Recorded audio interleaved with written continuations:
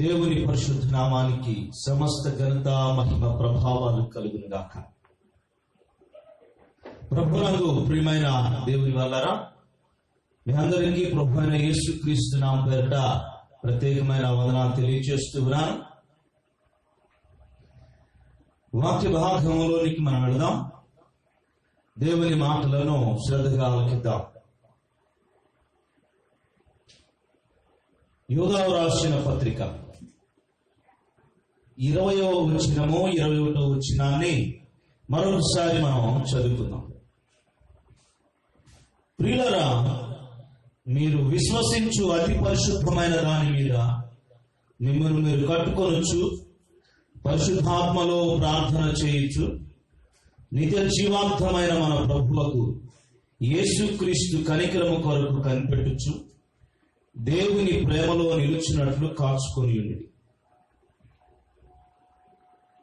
ఈ చదవబడిన భాగములో నుండి పరిశుద్ధాత్మ దేవుడు మన అందరితో మాట్లాడులాగున ప్రార్థనా పూర్వకముగా మనం దేవుని యొక్క వాక్యమును వినుటకు సిద్ధపరచబడదాం.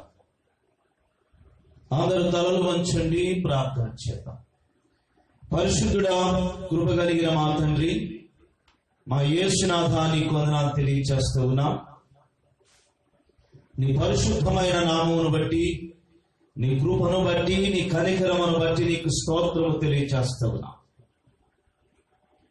నీ సన్నిధి మాకు తోడుగా ఉంచి నడిపించమని ప్రార్థన చేస్తున్నాం. చదవబడిన భాగముల నుండి మా అందరితో మీరు మాట్లాడమని ప్రార్థన చేస్తున్నాం.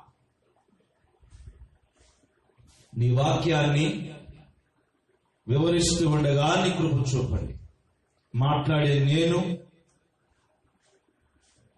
నీ మాటలను అందించుటకు నీ కృపను అనుగ్రహించండి. అల్పుడను దీనుడను నా నోటికి నీ బోలను ఉంచి మీరుగా ఉండి మాట్లాడమని ప్రార్థన చేస్తున్నా.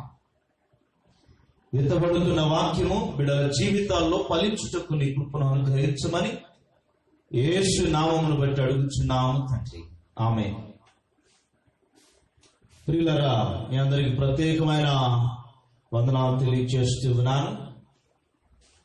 ఈ శ్రేష్టమైన సమయంలో దేవుని యొక్క వాక్యాన్ని మనం ధ్యానం చేయడానికి ముందుకు వద్దాం. చదవబడిన భాగములో నుండి పరిశుద్ధాత్మ దేవుడు మనతో మాట్లాడులాగున ఆయన సహాయాన్ని తీసుకుని వాక్యం వినుటకు మన హృదయాలను తెరచి, మన హృదయం అనే పలకల మీద ఆయన వాక్యాన్ని రాసుకొని నెమరు వేద్దాం. అంతకుముందు ఇదే అంశాన్ని మనం ధ్యానం చేసుకుంటూ వచ్చాం. 20వ వచనము 21వ వచనంలో మీరు విశ్వసించు అతి పరిశుద్ధమైన దాని మీద మిమ్మల్ని మీరు కట్టుకొనొచ్చు అని ఒక మొదటి అంశముగా మాట్లాడుకున్నాం. రెండవది పరిశుద్ధాత్మలో ప్రార్థన చేయాలి అని జ్ఞాపకం చేసుకున్నాం. ఈ రెండు అంశాలను గత కార్యక్రమంలో మీరు చూడవచ్చు. మూడవదిగా నిత్య జీవార్థమైన మన ప్రభువుకు యేసుక్రీస్తు కనికరము కొరకు కనిపెట్టుచు. ఈ మాటల గురించి మనము ధ్యానం చేద్దాం. నిత్య జీవార్థమైన మన ప్రభువుకు యేసుక్రీస్తు కనికరము కొరకు కనిపెట్టుచు. అవును, క్రైస్తవ సంఘము, దేవుని బిడ్డలు నిత్య జీవార్థమైన ఆయన కనికరము కొరకు కనిపెట్టాలి. అంతకుముందు జ్ఞాపకం చేసుకున్నాం. మనలను మనమే యేసుక్రీస్తు అనబడిన బండ అనబడిన పునాది మీద మనం కట్టుకోవాలి అని, మనల్ని మనం ఎలా కట్టుకోవాలో నేర్చుకున్నాం. రెండవది ఆత్మతో ప్రార్థన అనేది నేర్చుకున్నాం. మూడవది నిత్య జీవార్థమైన మన ప్రభువుకు యేసుక్రీస్తు కనికరము కొరకు కనిపెట్టుచు. క్రైస్తవులు అనబడిన వారు దేవుని కనికరము కొరకు కనిపెట్టాలి. ఈనాడు దేవుని సంఘము దేవుని దయ కొరకు, దేవుని కృప కొరకు, దేవుని కనికరము కొరకు కనిపెట్టాలి.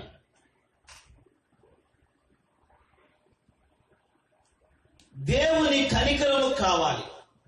ఎందుకు ప్రత్యేకంగా యూదా ఈ మాటను రాస్తూ ఉన్నాడు? యేసుక్రీస్తు కనికరం కోసం కనిపెట్టాలి అని ప్రత్యేకంగా చెబుతూ ఉన్నాడు. యేసు యొక్క కనికరం కోసం కనిపెట్టాలి అని చెప్తున్నాడు. అంటే ఎదురు చూస్తూ ఉండాలి.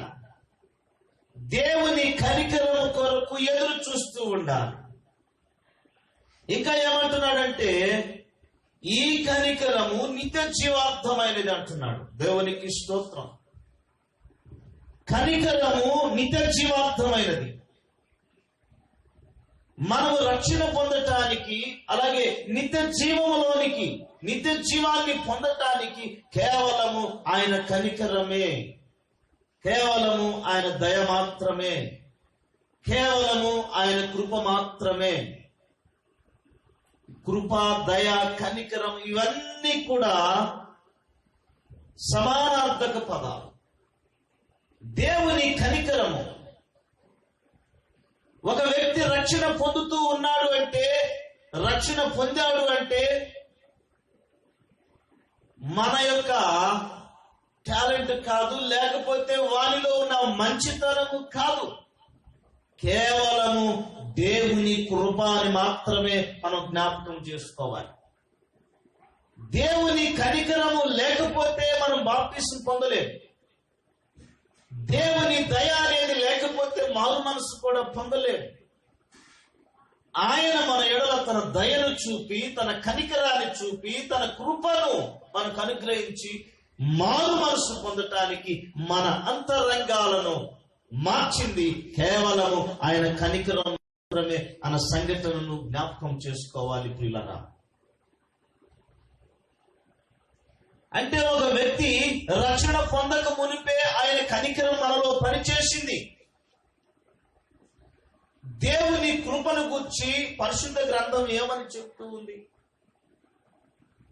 యూదా పత్రికలో ఈ 20వ వచనములో నిత్య జీవార్థమైన మన ప్రభువుకు యేసు క్రీస్తు కనికరము కొరకు కనిపెట్టండి అన్న మాటను మనం చూస్తాం. అంటే ఒక వ్యక్తి రక్షణ ఆరంభం కానీ దాని ముగింపు కానీ ఆయన కనికరం మాత్రమే పనిచేస్తుంది, ఆయన కనికరం మాత్రమే పనిచేసిందన్న సత్యాన్ని మనం గ్రహించాలి ప్రియులారా. దేవుని కృప నిత్య జీవార్థమైంది. ఆయన కృప కోసం, కనికరం కోసం కనిపెట్టుడని లేఖనము మనకు సెలవిస్తా ఉంది. సాధారణంగా మనం దేని కొరకు కనిపెడతాం? దేని కొరకు మనం కనిపెడతాం? గతించిపోయిన దాని కొరకు ఎదురు చూస్తామా? చూడలేదు. గతించిన దాని కోసం కనిపెట్టడం అనే ప్రసక్తి కూడా రాదు. అది గతించిపోయింది, ఇక రాదు అన్న సంగతి తెలుసు. కనిపెట్టండి, ఎదురు చూడండి అని దేవుని యొక్క వాక్యం మనకు బోధిస్తూ ఉంది.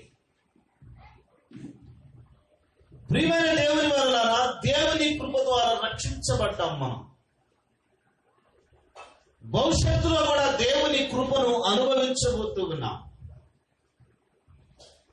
ఈ యొక్క కనికరము ఎలాంటిదంటే దూరంగా ఉండవచ్చు, దగ్గరగా ఉండవచ్చు, లేకపోతే రేపు అనేది ఉండవచ్చు, లేక అనేక సంవత్సరాలు పట్టవచ్చు. ఏదైనప్పటికీ కూడా కృప ద్వారా మాత్రమే మనం రక్షించబడ్డాము. ఆయన కృపను అనుభవిస్తూ ఉన్నాం. ప్రియమైన దేవుని బిడ్డలారా, ఈ కారణాన్ని బట్టే పేతురు అంటాడు, పేతురు రాసిన మొదటి పత్రిక, పేతురు రాసిన మొదటి పత్రికను ఒక్కసారి జ్ఞాపకం చేసుకుందాం. మొదటి పత్రిక 13వ వచనం. కాబట్టి మీ మనస్సును నడుము కట్టుకొని నిబ్బరమైన బుద్ధి గలవారై యేసుక్రీస్తు ప్రత్యక్షమైనప్పుడు మీకు తేవడు కృప విషయమై సంపూర్ణ నిరీక్షణ కలిగి ఉండండి. ఆ వచనాలను ఎప్పుడైనా మీరు జ్ఞాపకం చేసుకున్నారా? దాన్ని ధ్యానం చేశారా?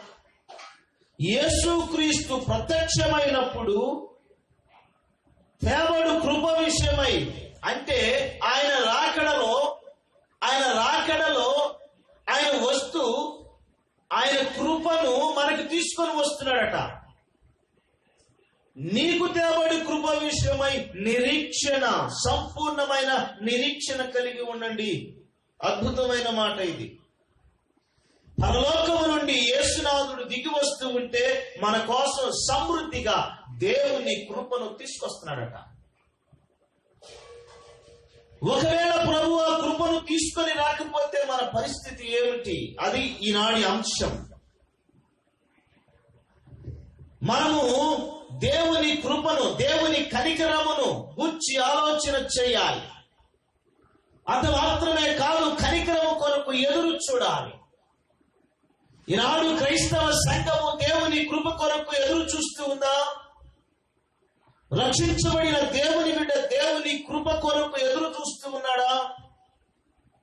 యేసునాథుడు ఒకసారి ఆయన ప్రత్యక్షమైనప్పుడు ఆ కృప మన కొరకు సమృద్ధిగా తీసుకొస్తున్నాడని లేఖనము చెప్తుంది. ఆ తీసుకొచ్చే కృప ఆయన రాకడలో ఆయన తీసుకుని వచ్చే కృప కొరకు మనము ఎదురు చూడాలి.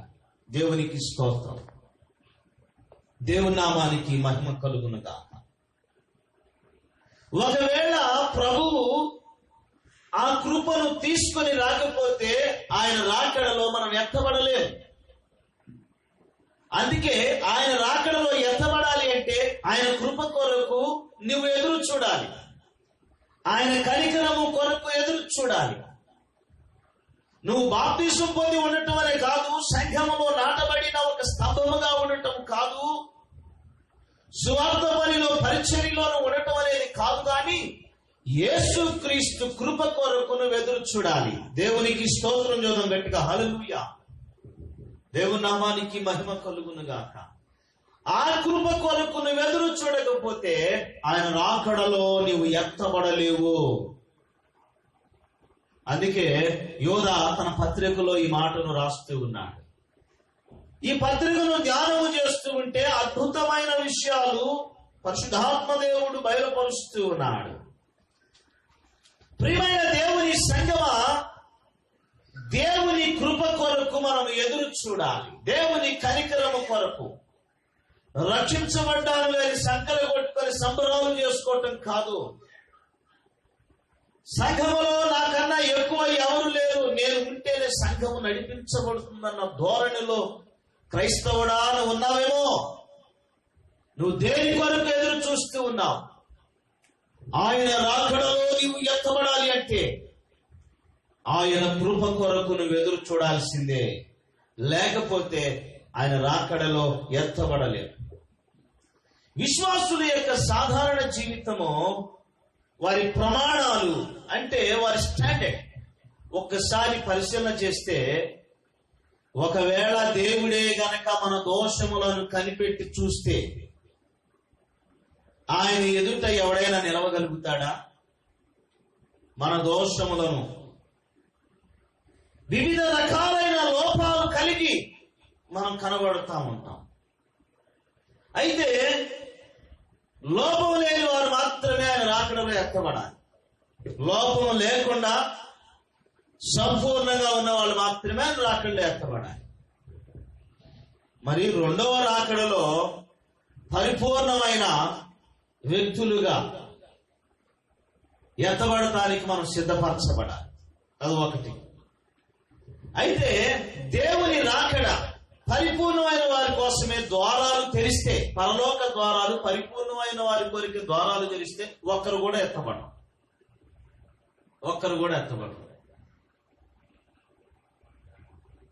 ఒకసారి ఆలోచన చేయి.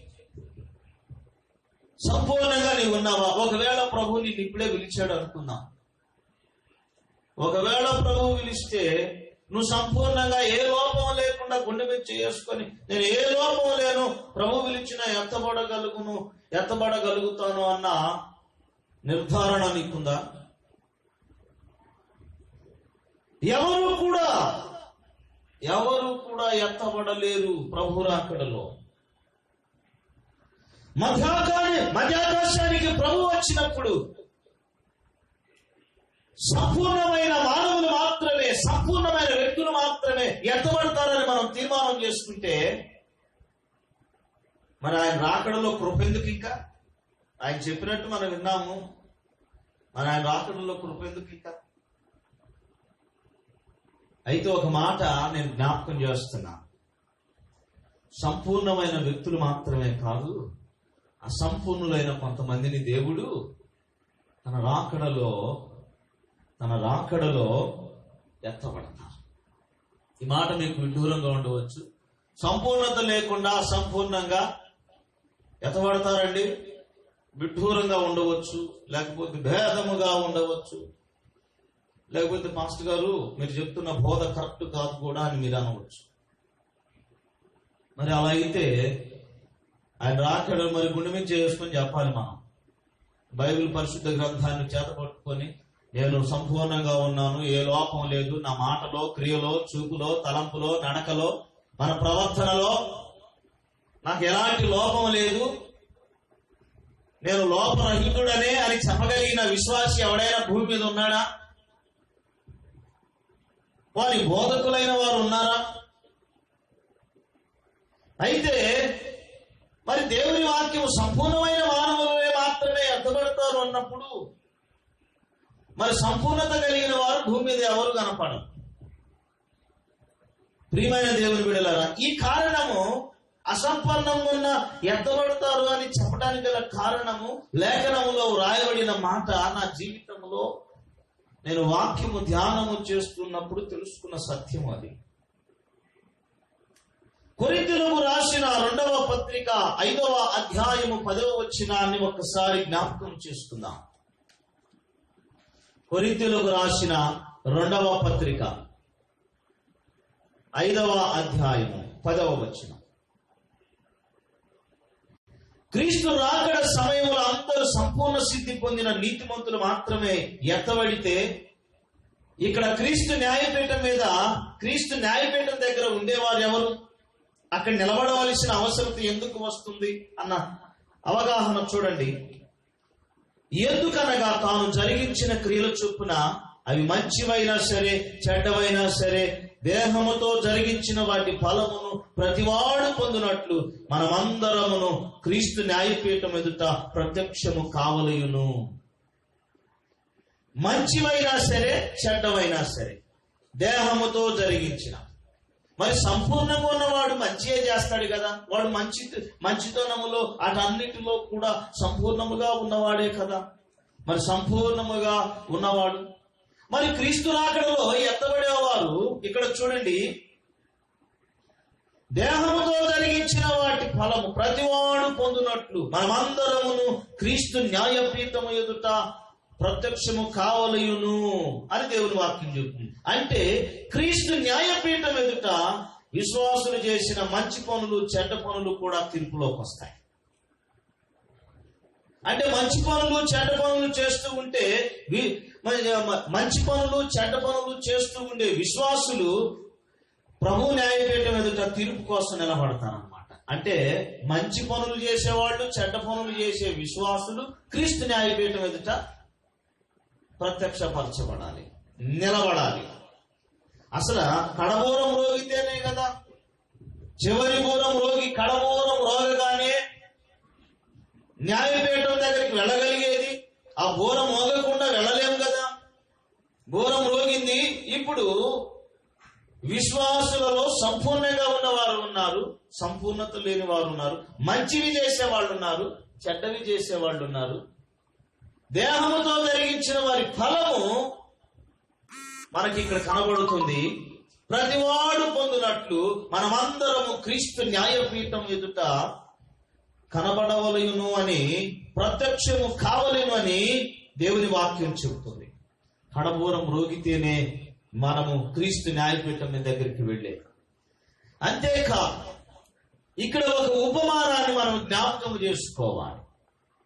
ఏమిటా ఉపమానం అంటే మత్తయి సువార్త 25వ అధ్యాయములో రాయబడిన బుద్ధి గల కన్యకలు, బుద్ధి లేని కన్యకల గురించిన ఉపమానాన్ని మనం ధ్యానము చేయాలి. ప్రియమైన దేవుని వాళ్ళరా, ఈ ఉపమానంలో పెండ్లి కుమారుడు వచ్చేసరికి అందరూ నిద్రపోతా ఉన్నారు. దివిటీలు మసకబారుతా ఉన్నాయి. 25వ అధ్యాయం చదివితే మనకు అర్థమవుతుంది. కన్యకులు అందరూ కూడా నిద్రపోతూ ఉన్నారు. పెండ్లి కుమారుడు కొంచెం ఆలస్యము చేశారు. ఈ పరిస్థితిలో సంఘము పెండ్లి కుమారుడు వచ్చినప్పుడు ఏమనుకోవాలి? సంఘం ఎలా ఉంది? నిద్రపోతూ ఉంది. మరి అలాంటి సమయంలో కాదు వీళ్ళందరూ నిద్రపోతున్నారు, ఇలాంటి వారి కోసమేనా నేను నా రక్తాన్ని కార్చింది, శిలువలో బలి అయినది, ఆఖరి బొట్టు వరకు కార్చి కొరడా దెబ్బలు తిని ఆకాశానికి భూమికి మధ్యన వేలాడబడింది, ఇలాంటి వారి కోసమేనా అని ప్రభు చేదరించుకుని అవతలకు వెళ్ళిపోతాడా? కాదు. మన ప్రభు అలాంటి వాడు కాదు. అందుకే దేవుని యొక్క వాక్యం ఏమని చెబుతుందంటే, ప్రియమైన దేవుని బిడ్డలారా, అసలు అందరూ నిద్రపోతా ఉన్నారు, వీళ్ళు యోగ్యులు కాదు. అందుకే దేవుడు యోగ్యులుగా కనబడటానికి తన సేవకులను, పరిశుద్ధులను, అపోస్తులను, కాపురులను, అనేక మంది ఉపదేశకులను వారికి అనుగ్రహించి వారి భక్తి జీవితానికి అవసరమైనవి అన్నిటిని ఇచ్చి సిద్ధపడండి అని చెబుతా ఉంటే వీళ్ళు నిద్రపోతా ఉన్నారు. ఈనాడు సంఘము కూడా అనేక విధాలుగా నిద్రపోతా ఉంది. అయితే ఇలాంటి వారి కోసమే వచ్చి వీళ్ళు తీసుకుని వెళ్ళాలా అని ప్రభువు అవతలకు వెళ్ళేవాడా? కాదు. మనమైతే అంతే చేస్తాం. నేను ఇంత కష్టపడ్డాను, ఇంత చేశాను, వీళ్ళు నిద్రపోతా ఉన్నారు, వీళ్ళు నాకు వద్దు అని చెప్పగలుగుతాం. మానవులు ఉన్నాయి. కానీ మన ప్రభు దయగలిగిన వాడు, కృప కలిగిన వాడు, కనికరము కలిగిన వాడు. నిద్రపోతున్న విశ్వాసుల్ని మేల్కొల్పటానికి తన దాసుని పంపాడు. ఆ దాసుడు బిగ్గరగా కేక వేశాడు. పెళ్లి కుమారుడు వచ్చాడు, లేండి, కేక పెట్టాడు, ఎదుర్కోనండి. ఆ పరిసర ప్రాంతం అంతా కూడా మారుమ్రోగింది. నిద్రపోతున్న కన్యకులు మేల్కొన్నారు. ఆ మేల్కొన్న వారు సగం మందేనా ఎత్తబడ్డారు. ప్రియమైన దేవుని బిడ్డలారా, ఒకవేళ పెళ్లి కుమారుడు దయామయుడు కాకపోతే, కనికరం కలిగిన వాడు కాకపోతే, ఆ మేలుకొల్పు కేకను తన దాసుని పంపించి మాట్లాడేవాడు కాదు. కనీసం వారిలో సగం మందిని ఎత్తబడేవాళ్ళు కూడా కాదు. అందరూ విడవబడేవారే. అందుకే ప్రియమైన దేవుని బిడ్డలారా, ఇక్కడ 2వ రాకడలో అందరూ పరిశుద్ధులు, పరిపూర్ణులు, సంపూర్ణ సిద్ధి పొందిన నీతిమంతులు అయితే, వారితో పాటు కూడా అసంపూర్ణంగా ఉన్న కొంతమందిని దేవుడు విశ్వాస యాత్రలో నడిచిన వారిని దేవుడు తన రాకడలో మరి నడిచిన వారందరినీ కూడా ఎత్తబడటానికి తన దయను, తన కృపను అనుగ్రహిస్తాడు. ఇదే ఆయన కనికరం. ఇది మహాద్భుతమైన కనికరం. లేకపోతే ప్రభువు వాళ్ళు నిద్రపోయే సంగతి తెలియదా? తన దాసుని పంపించి ఎందుకు చెప్పాడు? అందరూ సంపూర్ణంగా అందరూ నిద్రపోయారు. సిద్ధపడిన వాళ్ళు నిద్రపోయారు, సిద్ధమైన వారు నిద్రపోయారు, మేల్కొని ఉండవలసిన క్రైస్తవ సంఘము నిద్రపోయారు. కానీ దేవుడు తన దయను చూపాడు. ఈనాడు ఏ విషయంలో నువ్వు నిద్రపోతున్నావు? ఏ పరిస్థితుల్లో నిద్రపోతున్నావు? ప్రియమైన దేవుని బిడ్డలారా, యోనా కూడా నిద్రపోయాడు. ప్రభు తప్పించాడు. రక్షించబడిన అనేక మంది దేవుని బిడ్డలు కూడా నిద్రపోయారు, నిద్రపోతూనే ఉన్నారు. 10 మంది కన్యకలు నిద్రపోతూ ఉన్నారు. ప్రభువు తన సేవకుడిని పంపించాడు. మేల్కొల్పు కేక వేశాడు. సగం మంది అయినా ఎత్తబడ్డా. ప్రియమైన దేవుని బిడ్డలారా, ఆ ఆశ్చర్యమైన కృప కోసమే మనం ఎదురు చూస్తుండాలని దేవుని వాక్యం చెబుతూ ఉంది. ఆ ఆశ్చర్యమైన కనికరం కోసమే పేతురు రాసిన మొదటి పత్రిక మొదటి అధ్యాయము 13వ వచనములో వ్రాయబడిన మాటను మరొకసారి జ్ఞాపకం చేసుకుందాం. పేతురు రాసిన మొదటి పత్రిక మొదటి అధ్యాయం 13వ వచనం. మీ మనసు అను నడుము కట్టుకొని నిబ్బరమైన బుద్ధి గలవారే యేసుక్రీస్తు ప్రత్యక్షమైనప్పుడు మీకు తేబడు కృప విషయమై సంపూర్ణ నిరీక్షణ కలిగి ఉండుడి. ఏంటంట? సంపూర్ణమైన నిరీక్షణ కలిగి ఉండండి. ఈ ఆశ్చర్యమైన కృప కోసం మనం ఎదురు చూడాలి. ఆ కృప కోసం నిరీక్షణ కలిగి ఉండాలి. ఆ కృప మనకు దొరుకుతుందో లేదో అన్న అనుమానం మనకు ఉండకూడదు. ఈనాడు సాతానుగాడు విశ్వాసుల హృదయాలలో ఆ నిరీక్షణ లేకుండా చేయడానికి ప్రయాసపడుతూ ఉన్నాడు. యుక్తిగా, బహు కుయుక్తిగా పనిచేస్తా ఉన్నాడు. క్రైస్తవ సంఘమా ఈ విషయం తెలుసుకోవాలి. అనేకుల విశ్వాసుల జీవితాల్లో నేను ఎత్తబడతానా లేదా అన్న ధోరణిలో ఉన్నారు. ఎందుకంటే మీరు లోపరహితులై ఉంటేనే రాకడలో ఎత్తబడతారని బోధ చేస్తున్నారు అనేక మంది సేవకులు, బోధకులు. అయితే ప్రియమైన దేవుని బిడ్డలారా, మీకు ఒక మాటను జ్ఞాపకం చేస్తున్నా. ఈ మాటను బోధిస్తున్న ప్రతి సేవకుడు కూడా గుండె మీద చేయి వేసుకొని చెప్పమనండి, నేను ఏ విషయంలోనూ ప్రభువుకు దుఃఖం కలిగించలేదని చెప్పమనండి. ఆ దుఃఖము నిన్ను విడిచిపెట్టే విధంగా చేయదాను చెప్పే బోధ ప్రకారం అయితే ఆయన కృప కొరకు నిరీక్షణ కలిగి ఉండు.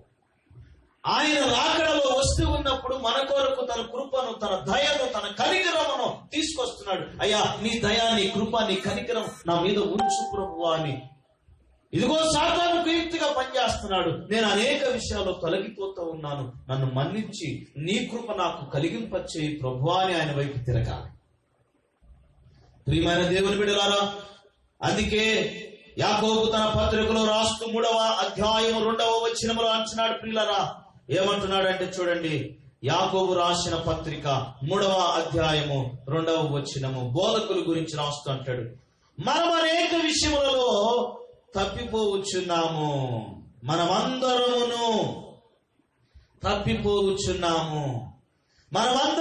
అనేక విషయములలో తప్పిపోవచ్చున్నాము అని యాకోబు రాస్తూ ఉన్నాడు. యాకోబు ఈ మాట అంటున్నాడంటే నేను పరిపూర్ణ అని మనం ఎలా చెప్పుకోగలం? మనం అనేక విషయాల్లో బోధకులు తప్పిపోతున్నారు, విశ్వాసులు తప్పిపోతున్నారు. ప్రియమైన దేవుని బిడ్డలారా, ఏ విషయంలో నువ్వు దుఃఖం లేకుండా ఉన్నావు? ప్రతి విషయంలో నువ్వు ఆయన దుఃఖపరిచిన అనుభవాలు సేవకులుగా ఉన్నాయి, విశ్వాసులుగా ఉన్నాయి. ప్రియమైన దేవుని బిడ్డలారా, మనమందరము కూడా తప్పిపోవచ్చున్నాము అని యాకోబే అంటున్నాడు. కాబట్టి ప్రియమైన దేవుని బిడ్డలారా, పరిపూర్ణులే ఎత్తబడతారన్నది కాదు, అసంపూర్ణంగా ఉన్న వారు కూడా ఉన్నారు. అయితే వీరు ఆయన కృప కొరకు కనిపెట్టి, ప్రభువా నేను తప్పిపోతున్నాను, నన్ను క్షమించు, నేను సంపూర్ణంగా లేకపోతున్నాను, నన్ను బలపరచు, నీ కృప నాకు కావాలి అని ఆయన కృప కొరకు నిరీక్షణ కలిగి. అయితే మనం నేర్చుకోవలసిన సత్యం ఏంటంటే, పరిపూర్ణులు కాని వారు ఎత్తబడరు అని కాదు, కానీ పరిపూర్ణులు కాని వారు పరలోకానికి వెళ్ళినా ఆయన సింహాసనం ఎక్కరు అని మనం నేర్చుకోవాలి. ఆయన సింహాసనం మనం ఎక్కమని మనం నేర్చుకోవాలి. కాబట్టి ప్రియమైన దేవుని బిడ్డలారా, ఏదైనప్పటికీ కూడా రక్షించబడిన వారందరూ ఎత్తబడతారు. అది దేవుని కృపా కార్యము. ఆ కృప కొరకే మనం కనిపెట్టి ప్రార్థన చేయాలి. అందుకే మరి యూదా పత్రికాకారుడు, ప్రభు యొక్క సోదరుడు, ఈ మాటను రాస్తూ అద్భుతమైన మాట అంటున్నాడు. ప్రియులారా, మిమ్మల్ని మీరు కట్టుకోండి. 2వది పరిశుద్ధాత్మలో ప్రార్థన చేయండి. 3వది ఏమంటున్నాడు? నిత్య జీవార్థమైన మన ప్రభువుకు యేసుక్రీస్తు కృప కొరకు, కనికరము కొరకు కనిపెట్టండి అంటున్నాడు. కాబట్టి క్రైస్తవ సంఘమా ఆయన కృప కొరకు కనిపెట్టాలి. అది మాత్రమే కాదు, పేతురు భక్తుడు కూడా అంటూ ఉన్నాడు. ఏమంటున్నాడంటే, ప్రియమైన దేవుని బిడ్డరా, ఆ కృప విషయం కొరకు, ఆయన ప్రత్యక్షమగునకు మన కొరకు తేబడు కృప విషయంలో మనము నిరీక్షణ కలిగి ఉండాలి అని దేవుని వాక్యం చెప్తుంది. కాబట్టి మనం నిరీక్షణ కలిగి ఆయన కృప కొరకు కనిపెడదాం. అలాంటి కృప దేవుడు మనందరికీ అనుగ్రహించులాగున మీరు దేవుని మరి సన్నిధిలో మీరు నిలబడండి, ప్రార్థించండి. దేవుడు మిమ్మల్ని బలపరచును గాక. ఆమేన్.